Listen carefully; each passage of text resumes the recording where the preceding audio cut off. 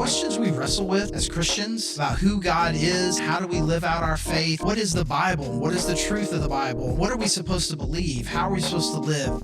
There are really big, deep questions that we ask each other, that we ask God, that we wrestle with ourselves. And that's why the Cultivate podcast exists, to help us go deeper in our understanding of who God is, His Word, and the way that He's called us to live.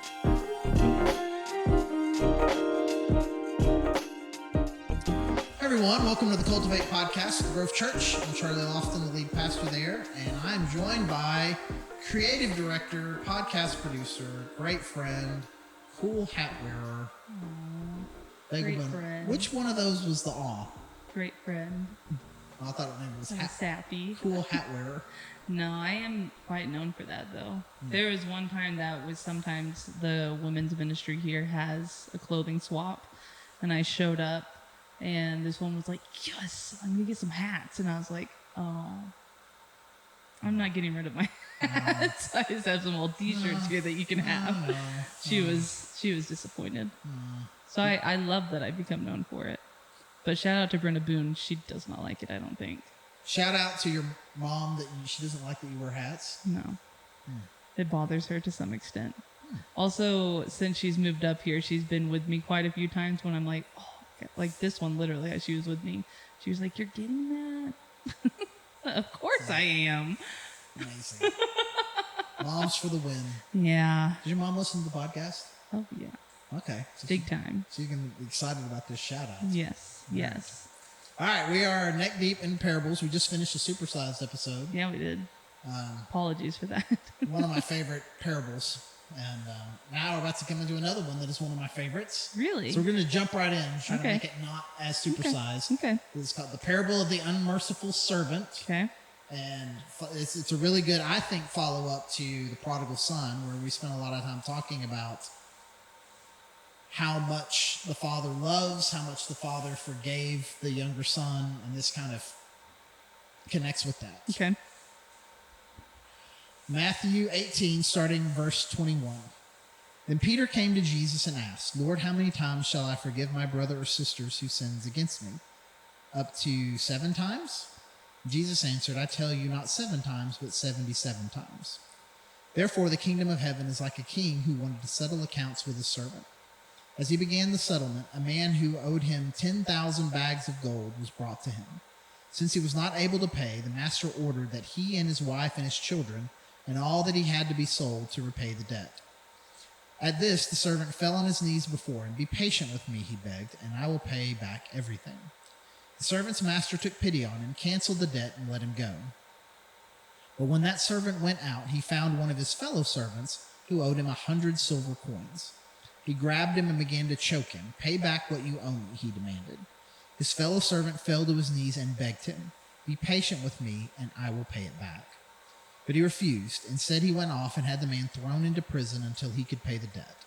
When the other servants saw what had happened, they were outraged and went and told their master everything that had happened. Then the master called the servant in. You wicked servant, he said. I canceled all that debt of yours because you begged me to. Shouldn't you have had mercy on your fellow servant just as I had on you? In anger, his master handed him over to the jailers to be tortured until he should pay back all he owed. This is how my heavenly Father will treat each of you unless you forgive your brother or sister from your heart. Sheesh. Boop. Yeah, it's pretty heavy. All right, so again, let's make sure we understand the kind of the setup here, because it's, again, just like with the prodigal son, it's a crazy setup to a story. Mm-hmm. But first, let's make sure we understand the context. Who is Jesus talking to?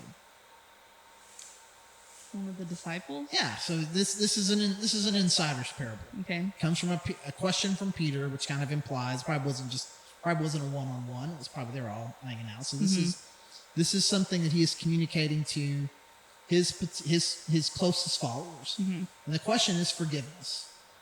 You know, how many times should I forgive somebody? That's a really funny question. Well, I think Peter probably thought he was being like super cool. Like, I mean, how many times? It was like 7. I'm willing to do 7. Like just, I'm sure he thought that was like a big deal. I mean, like, you know, we got this expression, right? Fool me once. Fool me once, shame on you. Fool me twice, shame on me. Like, to me, it's like, we're like, you get one. Mm-hmm. You get one time.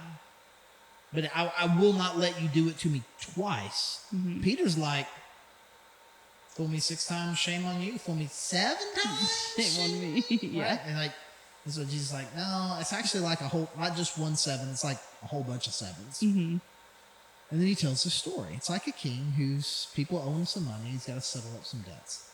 It says that somebody owes him 10,000 bags of gold. And the word there really that we translate bag is the very common word talent. A talent of gold. Oh, a talent is a measurement. A talent is a weight measurement. Okay. So in the parable of the talents, like this guy got 10, this guy got 5, this guy 5, 2, 1, whatever, right? It is a weighted amount of gold or silver. Okay. So just a few 10,000, not pounds, but like a certain amount of poundage, 10,000 of these measurements of weight, like 10,000 kilograms, right? I mean, right. It's a weight measure. Okay. But it is a weight measure that is tied to a precious metal that then becomes money. Right.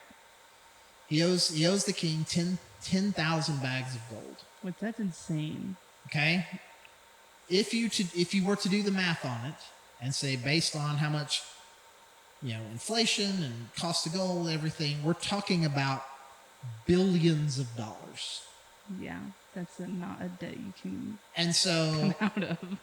Not only would it be impossible for a servant to amass that much debt, he could not spend that much. There was not a king alive at the time that Jesus told this story. Oh, that even had that much? That would have had that much money to lend. Okay.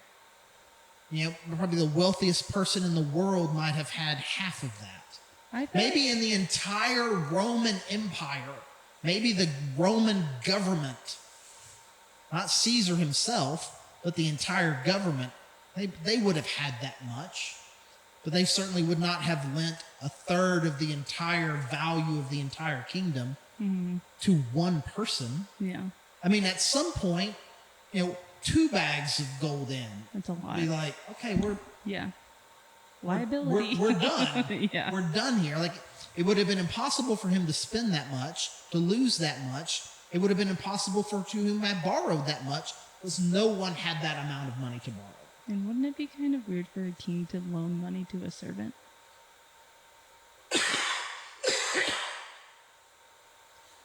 Nothing about this story makes sense. Okay. Right? I mean, you can imagine, like in the normal parable of the talents, we got, hey, I'm going to give you these bags of gold. I expect you to do something from it. So it's like, hey, I've got this investment idea. I'm going to borrow this money for you, and I'm going to build this thing and turn it into an investment. I'll be able to pay you back. And, and there's some things like that. I mean, people that are in my closest circle, I would give them some money for them to invest either on my behalf or their own behalf or some sort of venture together. It's a possibility. But again, not to these degrees. Right. When I teach this parable, I'll say it this way in order to get a laugh line, or it's like really for real purposes, what Jesus is saying is like, let's imagine this guy and he owes a king like $1 bazillion. Yeah. A cajillion. Yeah. It's a made up number. It's not a real number. Okay. I mean, billions upon billions. But of it dollars. Would have been caught their attention because it's hyperbolic. The GDP of multiple countries, multiple nations, yeah. Right? I mean, it's like it's an incomprehensible number. It would not have even registered with them. It's like, Abigail, what would you do with $1 trillion? I don't even know how much that. I don't even know. Yeah. I don't even know what. Buy a house? Okay, well now you spent $1 million, and now you have 999,000 more millions of dollars. Right. Like we just can't even comprehend it. And so again, kind of like the story with the setup of the prodigal son, the setup doesn't make the setup is intentionally extreme. And so so Jesus is communicating to Peter. Let's just kind of talk about what you're wondering about, whether or not you're worried about maybe being too gracious with someone. Right. So you're like a guy who owes a king an amount of money that the Roman Empire has, but no collection of any thousands of people would have this much money. Mm-hmm. That's you owe amount of money that you can imagine. Like there's probably in your brain, the whole world doesn't have this much money. That's the setup here. That's how much money you owe God. Mm-hmm. So we're already like, what? Because I think again, if you go from a kind of a Old Testament kind of mindset of the way the law works, I have a manageable amount of sin. Mm-hmm. I'm a sinner, but it is a manageable amount that through good works, a scapegoat or two, a bull, a couple of turtle doves, and regular synagogue attendance, and clean living, mm-hmm. God and I can be okay. Mm-hmm. I'm a sinner, sure, but a manageable amount. Yeah. I understand I need God's forgiveness, but like a normal, hey, nah, bro, man, I got you. Yeah. It's like a guy and you went out to eat together and you're supposed to split the check and you forgot your wallet, and so I now owe you $20. I'll get you next time, my man. Thanks for being a bro. And he says, man, don't worry about it. Yeah. Oh, sweet. Like that's where they're coming from. And he's like, imagine all the money in the world. That's how much you owe God. Mm-hmm. And so we're already off to a weird start here as far as they're concerned. So then he forgives, which is wild. Which just that you could even get that much debt, much less be forgiven. It's wild. And then that same person, having been forgiven a debt of all the gold in the world, mm-hmm. somebody comes up to him and he owes him 100 denarii, which is, I think of a denarius as 1 day's worth of wages. Okay. A minimum wage work. Let's just say for our purposes, significantly different than $10. He works an 8-hour shift, and he gets $10 an hour, $80 a day, 100 days. Mm-hmm. No, don't do that to me. Or just think about like a third of the annual salary of a regular person. So $10,000 to $20,000 a year, right? $10,000 to $20,000 what we're talking about. Which, if there was somebody in your life that owed you $15,000, that's not a small amount of money. More than I have. It's not a small amount of money, right? But imagine you owe the government or car loans, mortgages, everything. You owe $1 million, and suddenly somebody just pays off all of that debt. Now, I don't owe $1 million anymore. Your payment on $1 million loan was more than this $15,000 that this person owes you. Yeah. Right? Even with interest. Yeah. And so now you were having to pay this debt that was tens of thousands of dollars a month, and it's just been wiped clean. Mm-hmm. And so you have now saved countless amounts of money. Mm-hmm. Literally now countless. I come to you and say, hey, I know I still owe you $10,000, and you'd be like, oh, that's like drop of the bucket. That's like one mortgage payment, bro. Like I'm good. I'm good. I'm great. I'm great. The best day of your life. If you win the lottery and you win $500 million, suddenly the fact that one of your siblings owes you $500 be like, nothing. Yeah. I just had the best day of my life. Your $500 doesn't even move the needle anymore. That's the idea here. It's not that it's an insignificant amount of money. Right. Yeah. But in comparison. But relatively speaking. And so it really is an interesting thing that Jesus does here. He doesn't say, and guy came up to him and he owed him 2 acorns. Right? I mean, it's a significant amount of money, but not in comparison. billions of dollars compared to $15,000. Mm-hmm. But I've just been forgiven billions. $15,000 doesn't move the needle anymore. But it did move this guy's needle. Mm-hmm. And he was like, okay, hold you over the fire. Yeah, I'm going to throw you in debtor's prison. Mm-hmm. Which just all of the stuff like that was very harsh.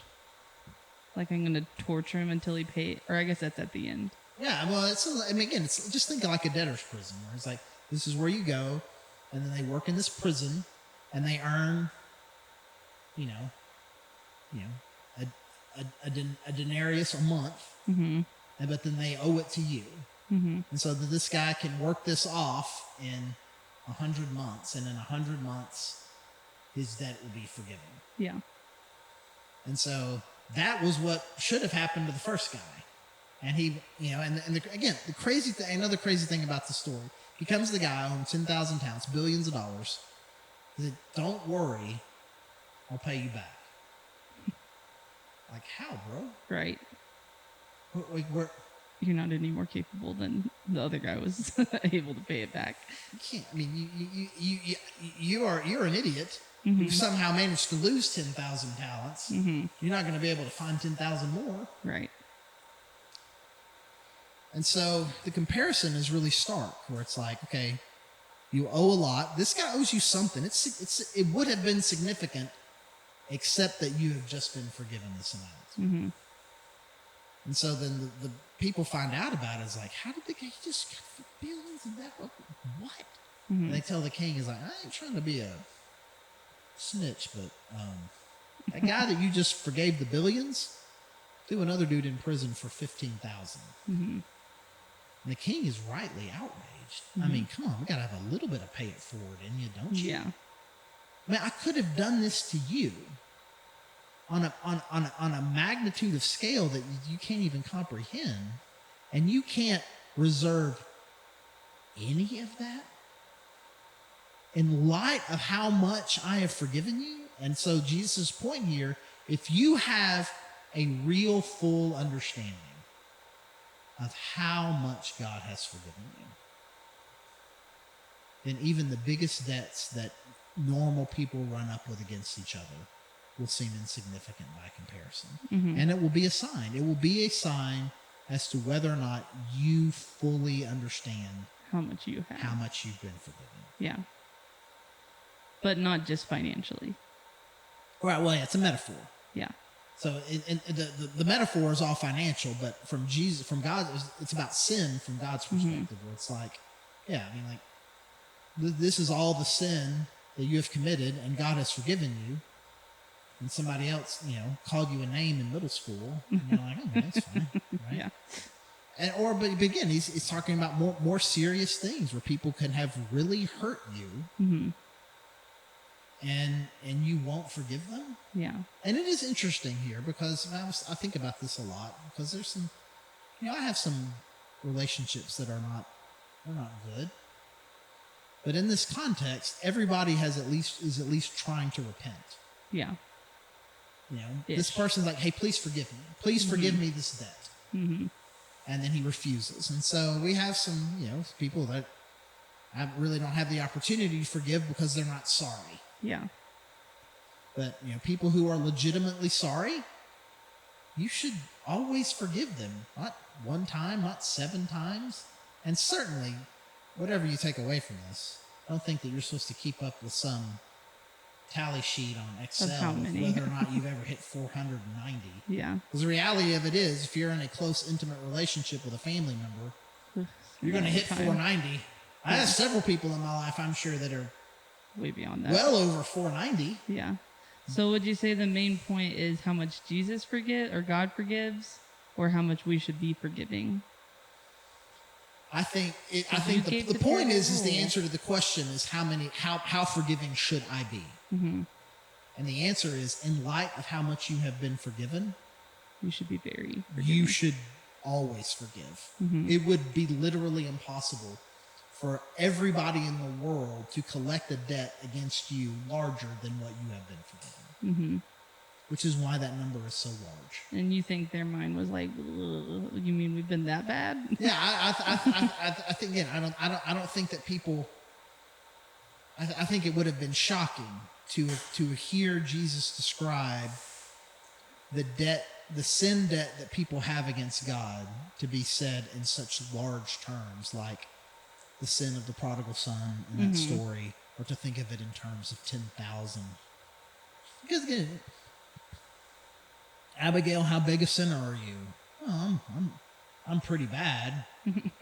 I'm not the entire GDP of America sinner. Right. Yeah. I'm not this guy. I'm not this guy. I'm not this guy. I mean, it's not billions. It's not billions. It's a. I got good theology. I mean, it's 100,000. Right? Yeah. And yeah, so I think we think of it as terms of I've been forgiven a lot, but a manageable, comprehensible amount. And Jesus is like, no, you have been forgiven so much that it would be impossible for everyone else together to. This guy owes him $15,000. 100 people could owe him $15,000, and now we're at 1.5 million, and we're still not anywhere close to the billions of dollars of the debt that you have racked up. It would be it's impossible for you to be so forgiving that God looks at it and is like, dang, bro, I didn't know people could be that forgiving. You have experienced that much, and it wasn't because of anything that you did or anything that you've particularly earned. It was free, and you didn't deserve it. Now, go replicate that. Right. But I'm sure that servant walks out of there, having been forgiven billions of dollars, like, yeah, that's right. That's how important I am. I am so important that the king is willing to forgive me this insurmountable debt. And because I'm that important, I'm going to choke you out until you give me the $15,000 that you owe me. And again, I think there is a certain amount of privileged thinking that we start to get into where it's like, yeah, I remember back when I was forgiven, but now I'm a Christian walking with God, and actually, because of that actually kind of makes me kind of great, makes me better than you, makes me important, and you doing something to me is actually kind of a big deal because I'm actually kind of a big deal. Well, it's also, I could be understanding this wrong, but it seems like he forgave him in a bankruptcy type way, not a I'll pay for you. Because that was so much money. Well, it is. It's like he didn't even have really any pride to walk away with. Well, yeah. I mean, but again, you can convince yourself after the fact. You know, I lost all of this money that the king gave me, but he was willing to forgive me. Why? Yeah. Why would he forgive me? He needs me. Yeah. I'm sorry, he needs you? What, to lose another $1 billion? Yeah. And again, his story seems so ridiculous because of how quick the turnaround is. But it's real for us. Yeah.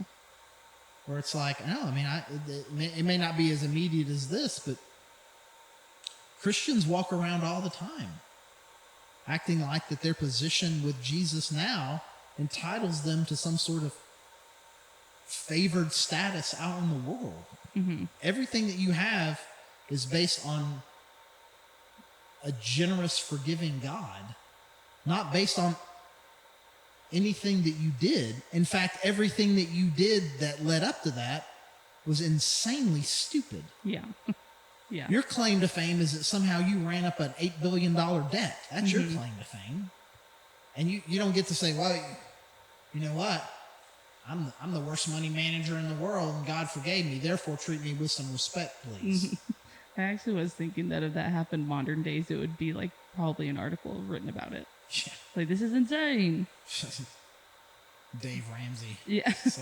But it is interesting to think of, like, Jesus is telling this to Peter, not just like what he's teaching his disciples how he wants them to live. And if that is like really applied, how different would a lot of our relationships be? Right. That we do, it is true what you're saying, of like we do find ourselves like this prideful I'm owed something, or can't do that too many times to me, but like how different would it be if we were generous with forgiveness? Yeah, especially again when you think that your status as a Christian is what makes you better than someone else. Your status as a Christian is that you have some measured awareness of what a sinner you actually are. And so if you really are trading on that status, man, I'm a Christian. What Jesus is saying is, okay, well then you understand forgiveness How great your debt in a was. way that other people don't. Yeah. And so therefore you should be more forgiving. Not you have some privileged spot with God because you are favored from him in some way, which again would have been a very Old Testament Jewish mindset. So do you think the disciples had some Pharisee tendencies? Well, that's who was teaching the law to everybody. And so I mean, the Pharisees were the biggest example of kind of a works-based theology, but they would have caught some of it. They were certainly catching strays from that, and Right. would have believed that their position with respect to God gave them a privileged status more than a humble status of like, actually, because I am favored with God, it is really based on the fact that I am more keenly aware of how desperate I am for God's grace, and therefore then more willing to pass it on. And so he's turning that on its head. You think this status that you have of connection with God gives you great privilege out there, but it should really make you the most humble, forgiving Right. people out there. It's really walking with humility. Right. And Not you should some not think of tally terms card. that somebody, that a sin against me is that big of a deal. Yeah. And again, and Jesus does a really artful job with this. It's a significant amount of money. Right. What the second servant. Yeah. It's significant. It's not nothing. And by itself, imagine if someone came up to you and they owed you $15,000. Like, okay, you That should is a lot. forgive them. You're like, Should I? should I? I mean, that's a lot of money. Yeah. But it is not a lot of money in comparison to the thing that you should already know. So, Peter, you're saying, should I forgive somebody $15,000? How many times should I forgive somebody $15,000? 7 times? He's like, well, I mean, once it hits 8 billion, now we can start having a conversation. Right.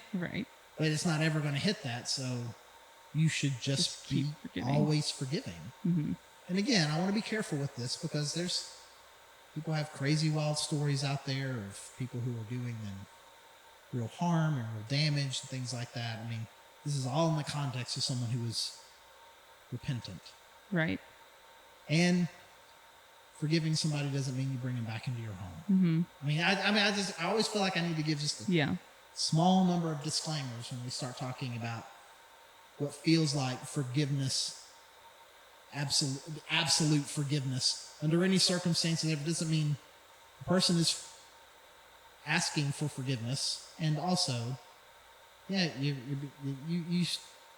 I do need to protect myself and my children, and so we're going to still keep you outside the house. I forgive you. But you're doing like the heart. Heart forgiveness. Like it's almost like people equating other things that like really God's asking you to have a posture of a Right. heart posture towards these people of I not. just feel like I always need to put asterisk, ask me about toxic, Yeah. harmful relationships and Sure. what forgiveness looks like in that context. But again, we're just talking about everyday, normal, I've hurt you.